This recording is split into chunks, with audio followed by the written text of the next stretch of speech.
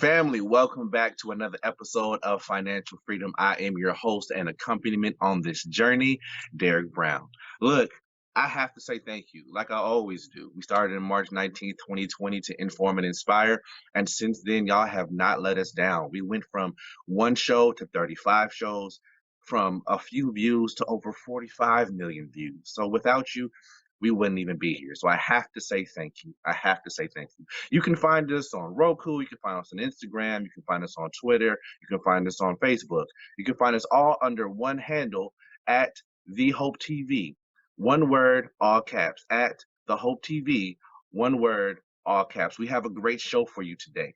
We have a lady coming back with us, Sylvia Neely David, MBA. She's been with us before. But for this Women's History Month, I had to bring back an expert to talk to for the subject. She has been an entrepreneur. She's a management consultant. She's a mentor. She's an advisor. She's a leadership coach. She's a national speaker. She has her bachelor's from Albany State, and she has an executive master's degree in business administration from the University of Georgia. She is 25 years deep in this HR game, plus some. She's a true generalist. She's literally been all over the HR department and knows how to run it. Ladies and gentlemen, please welcome Sylvia Neely David, back again for the show. Thank you, Derek. Thank you for having me again. It's always a pleasure to have you. I'm excited about the conversation. Let me ask this, because the topic of the show is really financial inequality, right? And you have the people who hear that, and it's Women's History Month and so on and so forth, and they'll say, well, why are we talking about this? I mean, clearly this isn't an issue anymore. Look at people like Serena Williams, Stacey Abrams, Michelle Obama, Beyonce Knowles, Becky Hinson, one of my personal favorites, Simone Biles. And then they'll say, this clearly is not an issue. Why are we discussing this? What would your response be? Well, I would say that although we've made incredible strides over the past few decades, there are still vast inequalities between men and women as a whole. I mean, even today, women only make 82 cents to every dollar that a man makes. And even though there's been a lot of effort, especially within the last few years, toward making a difference, the inequality is still there. So it is still a challenge. Let me ask you a question on that point, because I think that's horribly, horribly relevant in this conversation.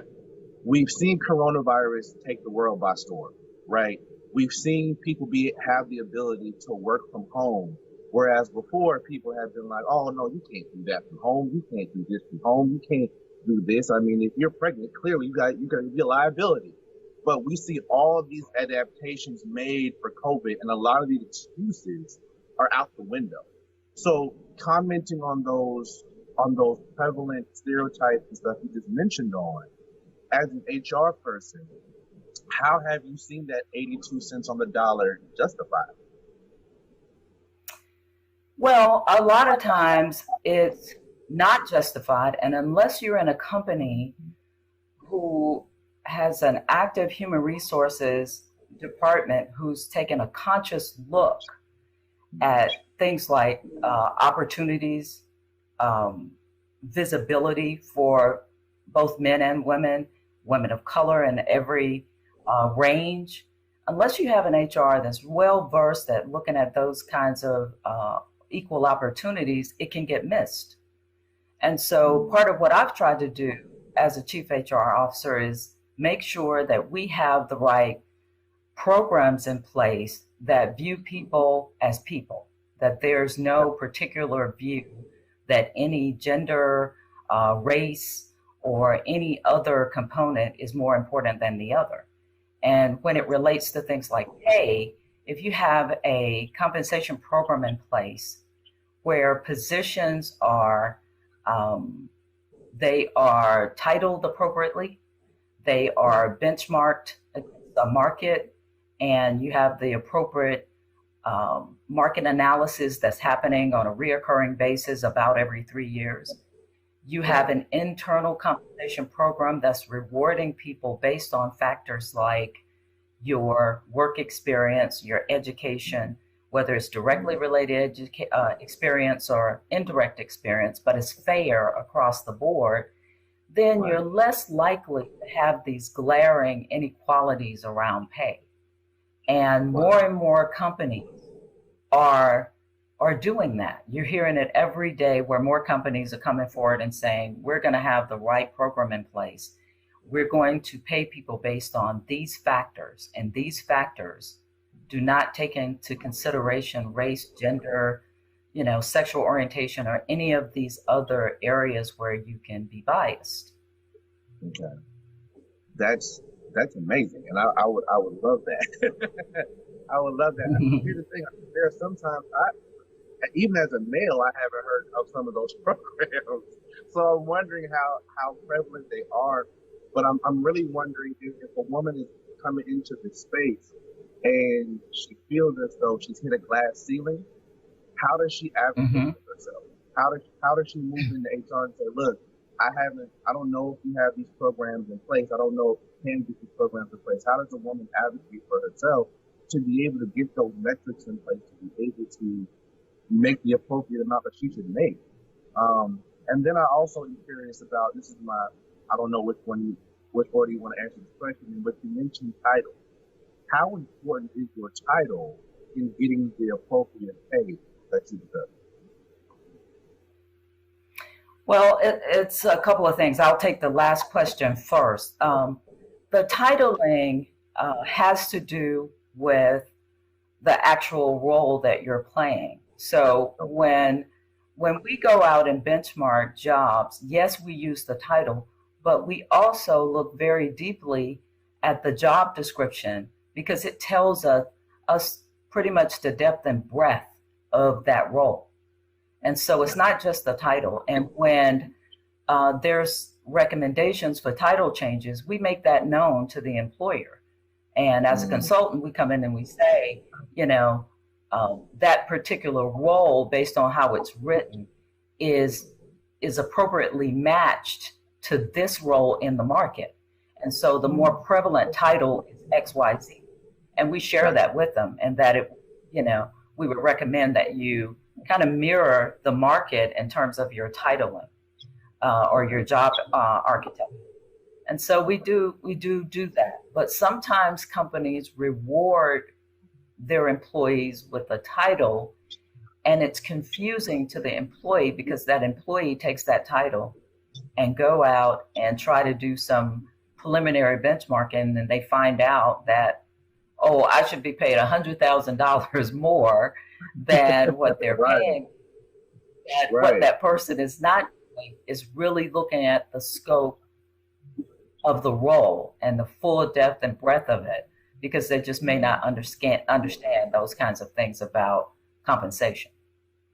So titling is important. Also, it is the role itself. What is benchmarking? So benchmarking is this process of every 3 years or so, an organization probably needs to take a look at where their jobs match in the market. So what companies often do, call in a consulting firm and say, can you market price, if you will, our jobs? And so what we do is we define the company's market. And that market is defined by revenues, size of company, industry, geographic location, and we match those jobs to peer organizations to find out basically how you're stacking up. And we go back and we say, here's where you're similar, and here's where the gaps, and we would recommend that you make these adjustments to make sure that you are in line with your market. Okay, gotcha. Okay, that makes a lot of sense.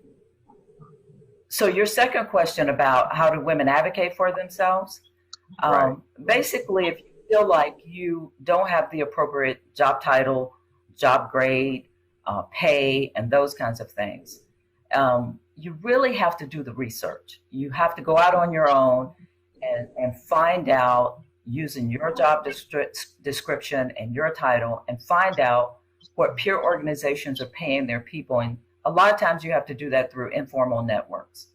But you can Okay. also use tools online like pay.com or payscale.com and at least get in the ballpark around what you should be paid. And Mm. at that point, if you feel comfortable enough, I would recommend you go directly to your human resources and you talk about, based on, your market research, this is what you're finding, and what you bring to the table, and that you're asking that they close that gap for you.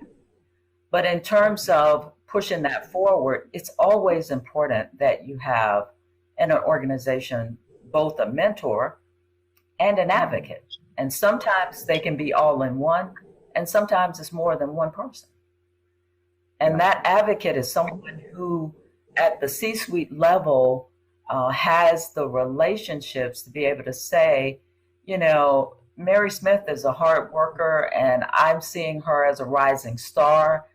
And I think we need to give her additional opportunities for, not just visibility, but opportunities where she can grow in this organization.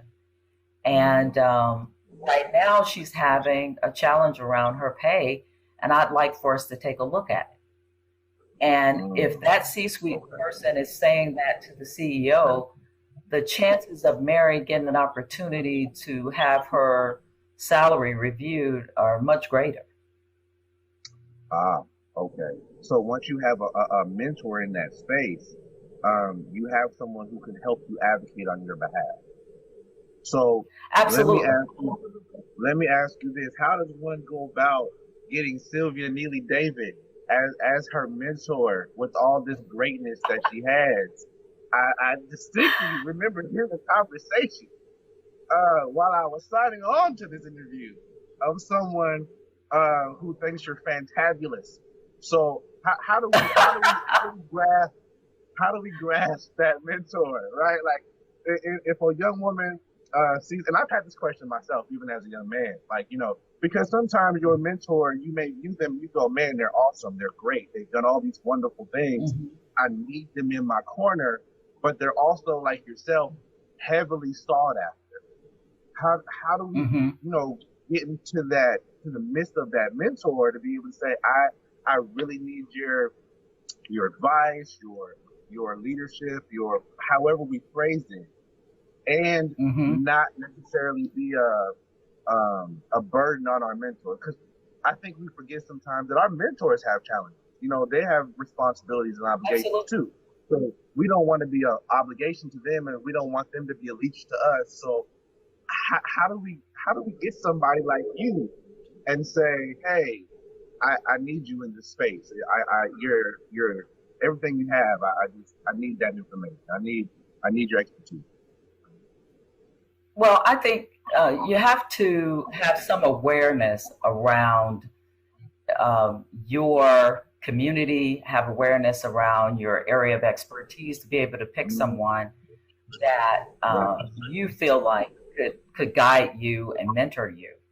And I right. would recommend that you be surprised. People are more than willing and even flattered to be a mentor if you approach them. And I Yeah. think that doesn't happen quite as much. As far as I'm Mm-hmm. concerned, I was sharing as you were coming on that I take on personally about four to five um, women of color who are professional Mm-hmm. women, usually working in corporate America, every Got year. you. And Yeah. I always have to Wow. turn some away, and then they start to Right. call me, their unofficial mentor.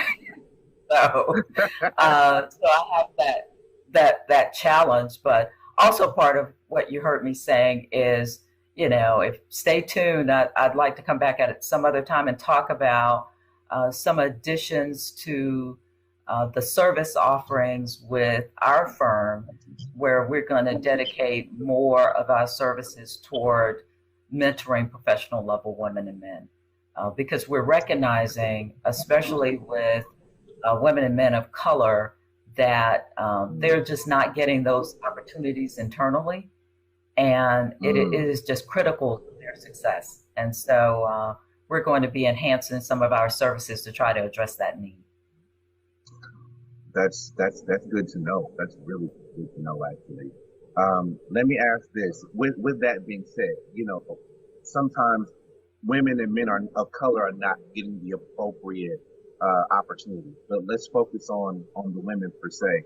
Because of our Mm-hmm. topic, let's really focus there. Let me ask you this: how should a woman know if she's actually being brought in because especially a woman of color, if they actually want her Mm-hmm. input, her feedback, her ability, she merited her way into that spot versus she's Mm-hmm. being brought on as a token. What are the symptoms Mm-hmm. of being the token black woman juxtaposed to being the person who is just best for the job here?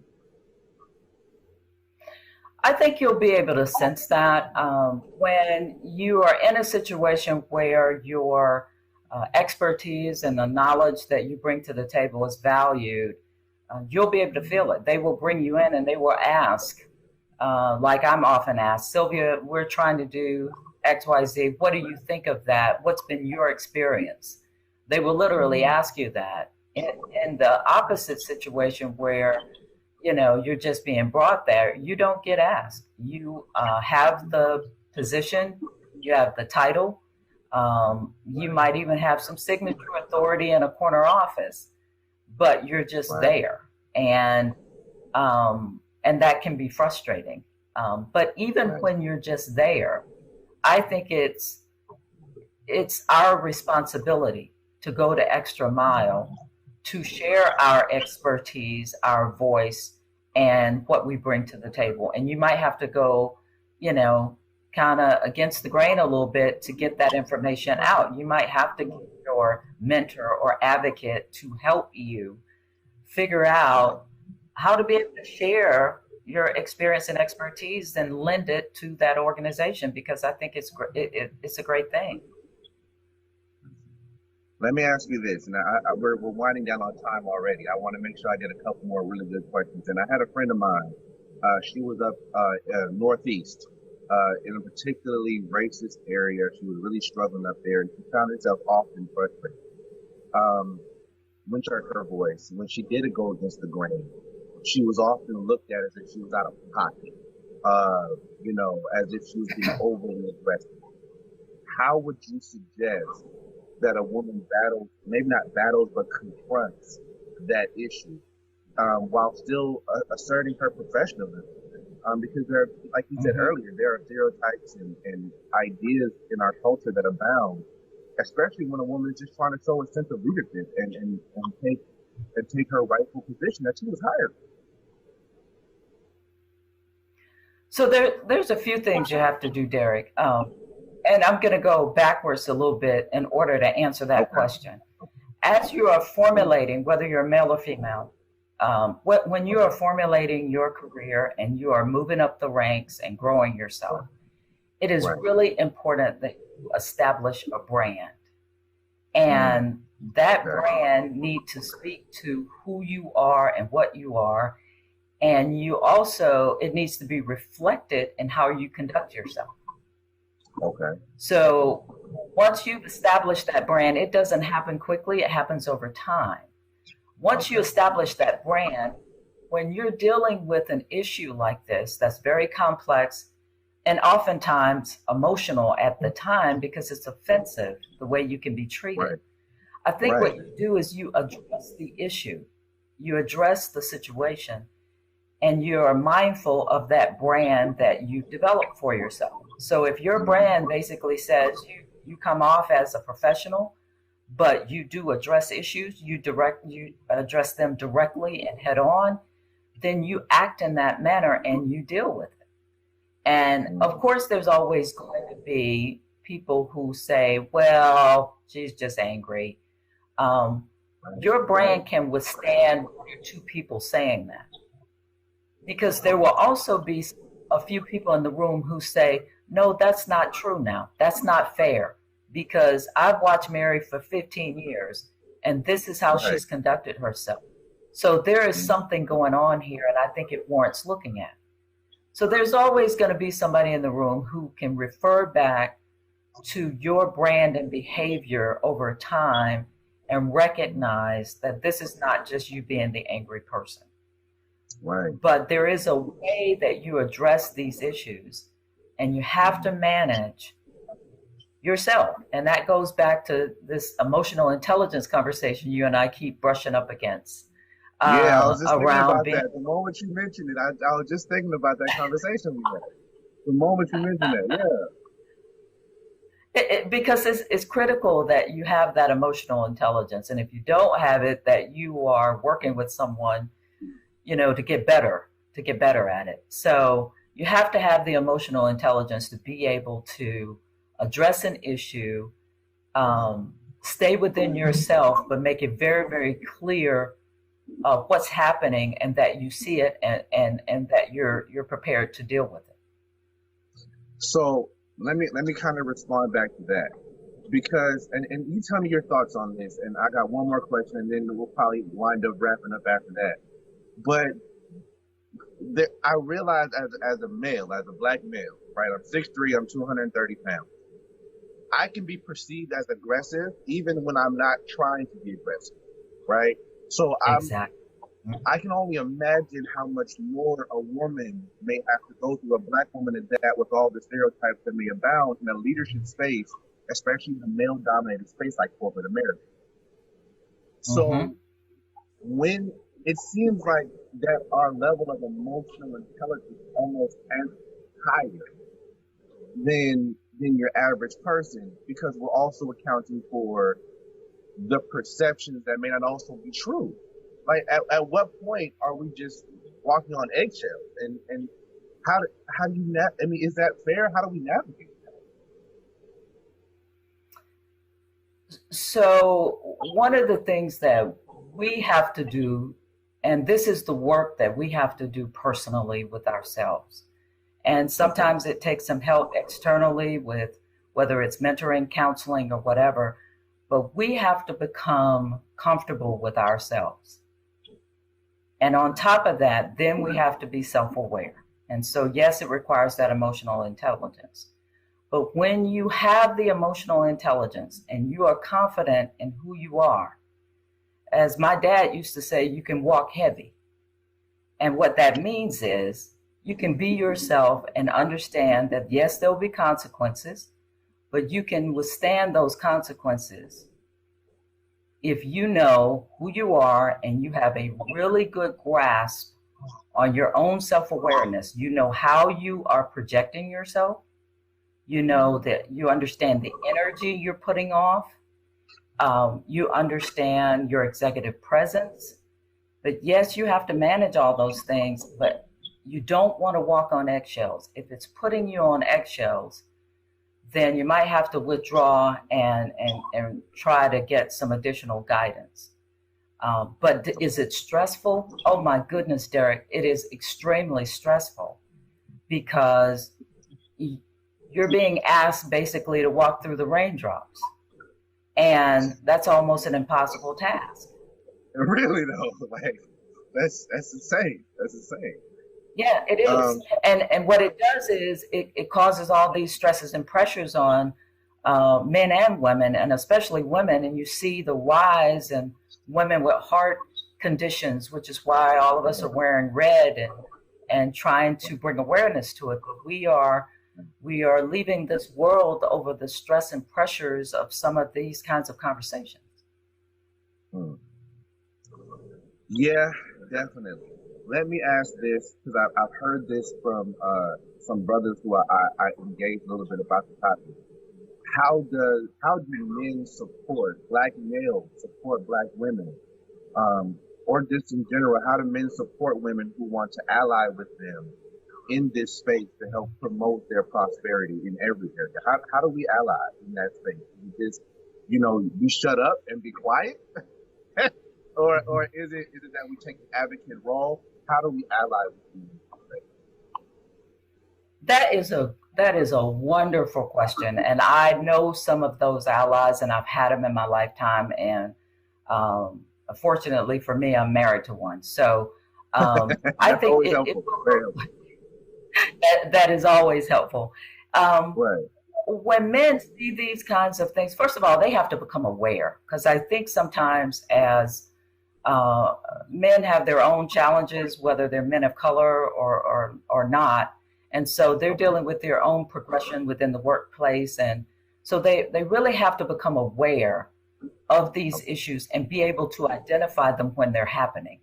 And that takes some time to be able to see the nuances of, discriminatory types of practices, or, unconscious bias conversations and words that can hurt a person's career and even them as a person.